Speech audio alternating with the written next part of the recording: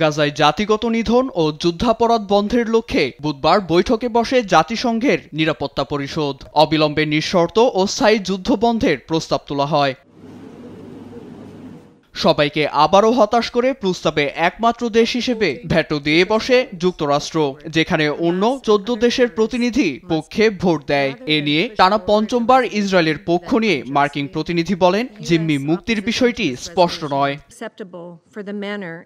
এতে যুক্তরাষ্ট্র বিরোধিতা করেছে, তাতে অবাক হওয়ার কিছু নেই। হামাসকে শেষ না করা পর্যন্ত ইসরায়েলের নিরাপত্তা নিশ্চিত সম্ভব নয়। আর এ বিষয় পরিষ্কার না হতেই যুদ্ধবিরতি কার্যকর করে জাতিসংঘ হামাসকে পুরস্কৃত করতে চাইছে।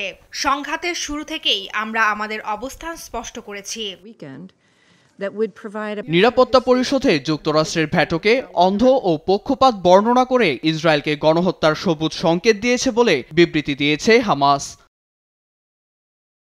এদিকে নিরাপত্তার কারণে দ্বিতীয় দিনের মতো বৃহস্পতিবারও ত্রাণ সরবরাহ বন্ধ রেখেছে গাজা হিউম্যানিটেরিয়ান ফান্ড। এতে অনাহারে দিন কাটছে লাখ লাখ মানুষের। আবারও নিন্দা জানান জাতিসংঘ মহাসচিব অ্যান্তনিও গুতেরেসের মুখপাত্র দুজারিক।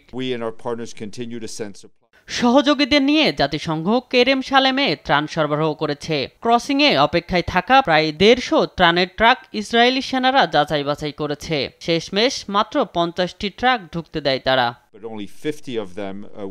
উপত্যকার 90% মানুষ খোলা আকাশের নিচে রাত কাটাচ্ছে জানিয়ে উদ্বেগ জানায় জাতিসংঘ।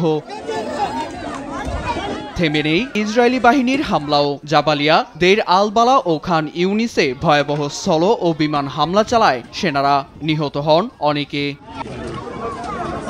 নীরব দাস, নিউজ ডেস্ক, দেশ টিভি।